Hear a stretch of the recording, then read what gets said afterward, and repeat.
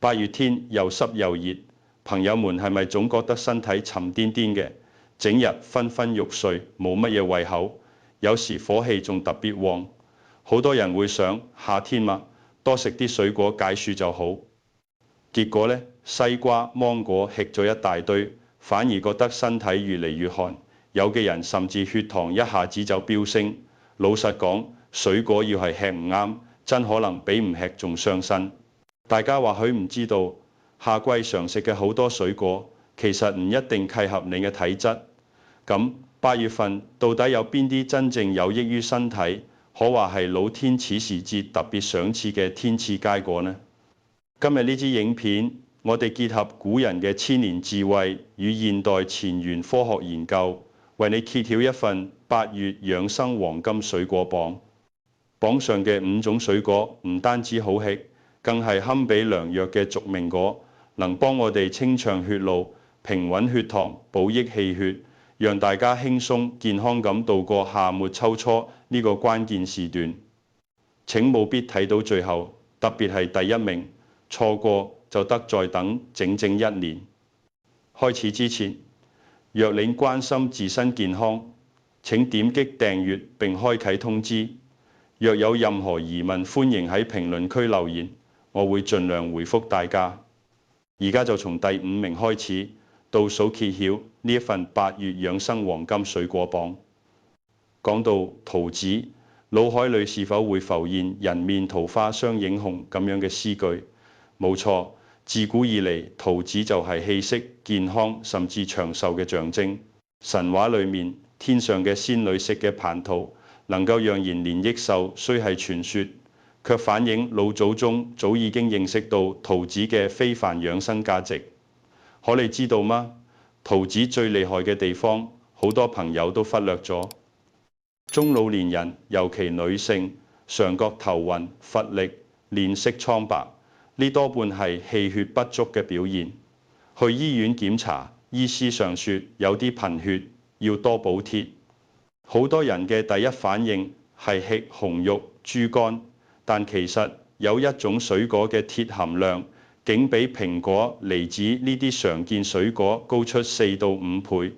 呢個數字好驚人，水果高鐵王，非桃子莫屬。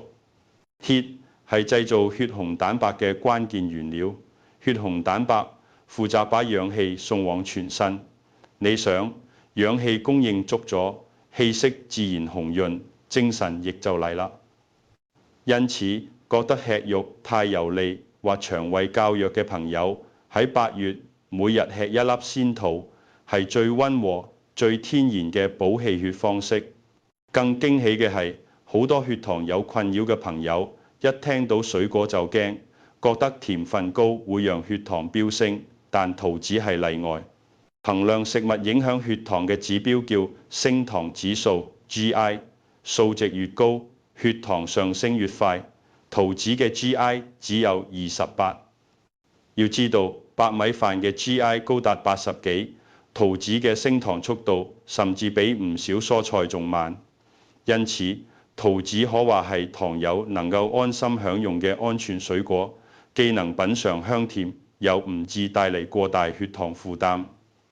中醫古籍《隨息居飲食譜》早說佢能補心、活血、生津、潤燥。夏天亦心火旺，出汗多又好津液。桃子剛好補心氣、行血路、解渴生津，且性味平和，不似一啲寒涼水果傷脾胃。現代醫學亦都發現，桃子富含多種抗氧化物，可幫助清除自由基、養膚抗老。小訣竅：水蜜桃汁多肉丸，適合牙口不佳嘅長輩。黃桃香氣濃，營養亦足；油桃表皮光滑，對桃毛過敏者友善。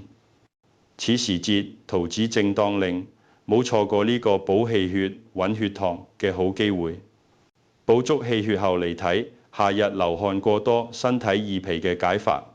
第4名，椰子係身體嘅天然能量飲。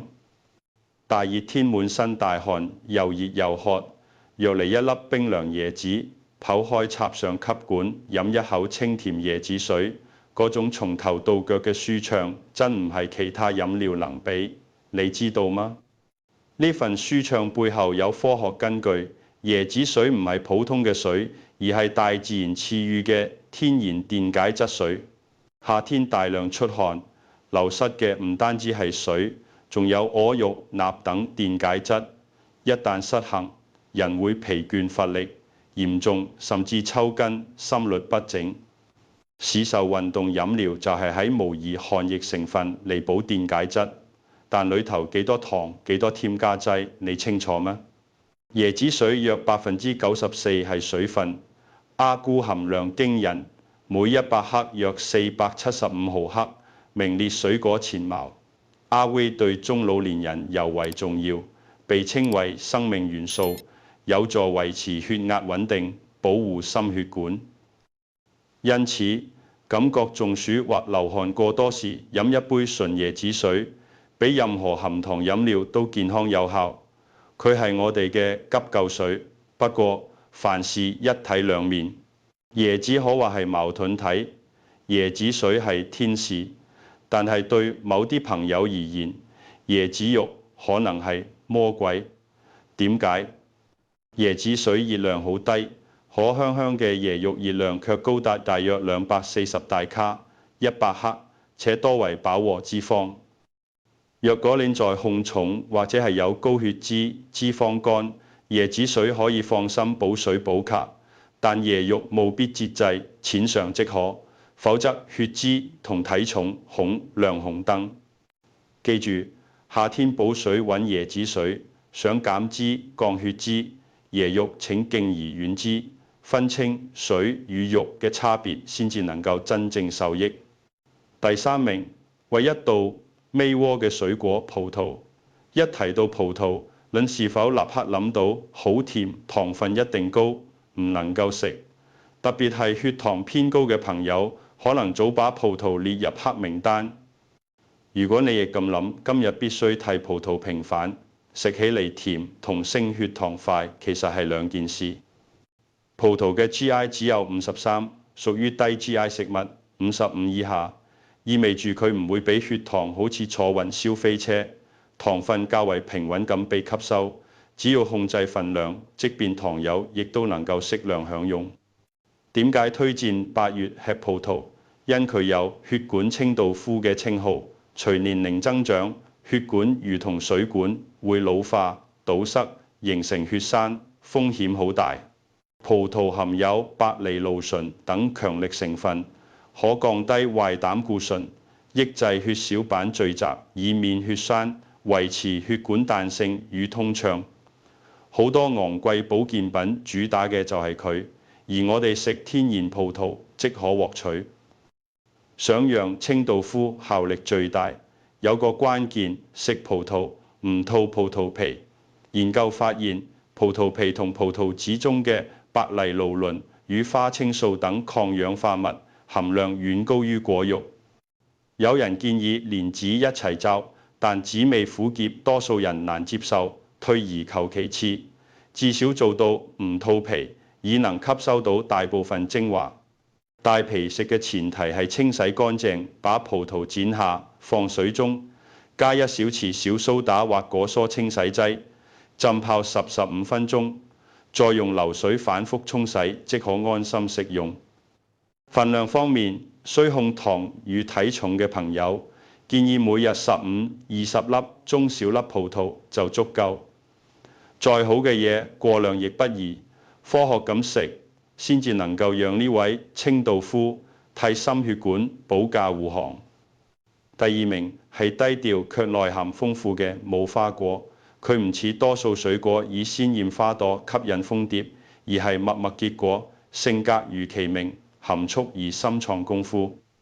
於好多西方國家，佢被譽為聖經中嘅神聖之果，象徵健康與生命。之所以高居榜眼，因為佢係名副其實嘅抗炎高手同抗癌潛力股。身體好多疾病，從喉嚨痛、皮膚過敏到心血管病甚至癌症，都同慢性發炎相關。無花果富含多種天然抗炎成分，如酚類、黃酮類，能協助抵禦發炎，降低疾病風險。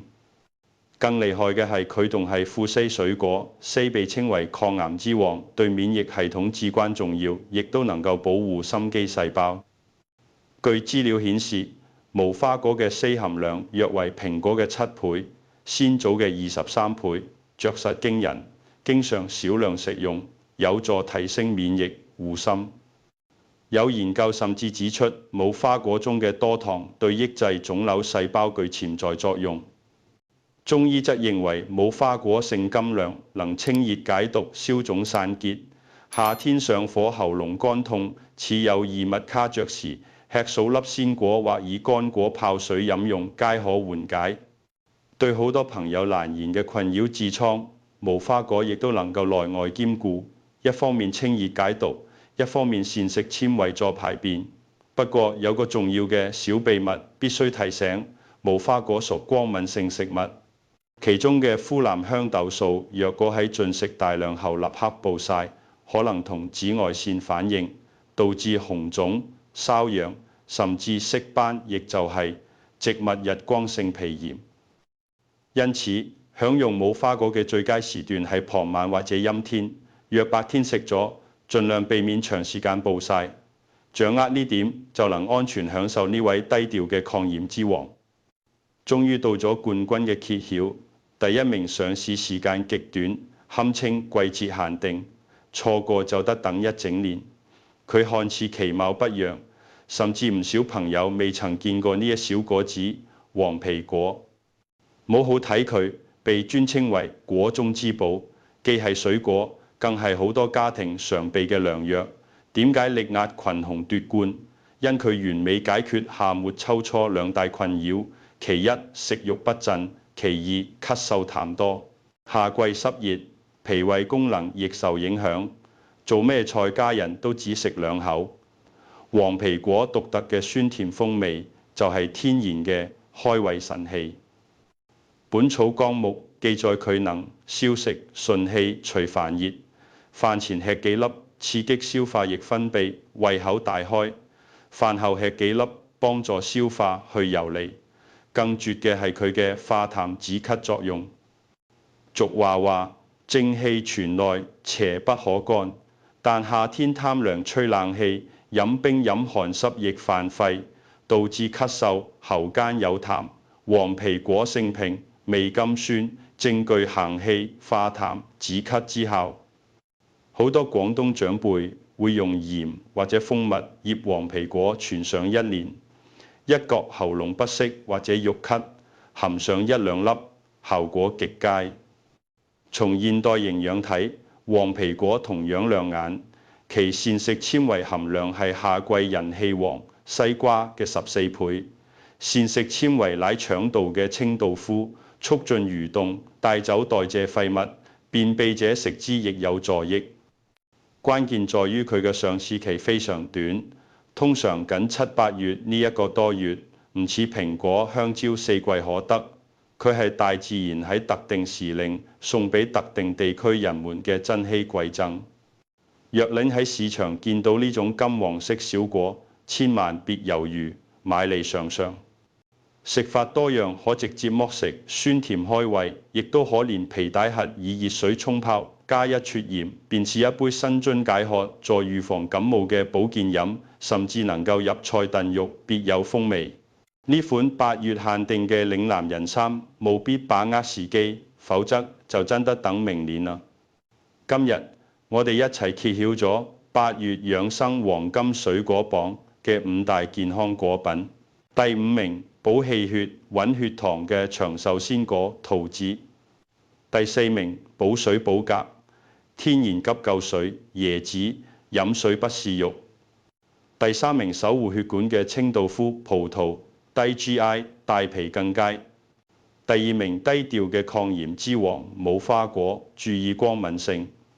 第1名，季節限定健脾化痰嘅嶺南人參黃皮果。其實以上分享背後有個更大嘅養生智慧，順時而食，道法自然。吃當季當地嘅食物，就係接受大自然喺該時節俾我哋身體最需要、最合適嘅禮物。相比之下，夏天雖然愛食嘅西瓜、芒果亦都能夠消暑，但屬性偏寒涼或者濕熱，若體質不合，反而要節制。希望今日嘅內容能幫大家建立更科學、更聰明嘅飲食觀。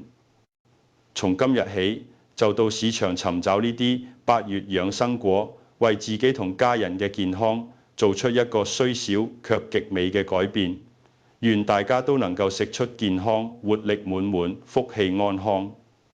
如果你鍾意今日嘅內容，請按讚、訂閱並分享俾關心嘅家人朋友。我哋下期再見，林強醫生。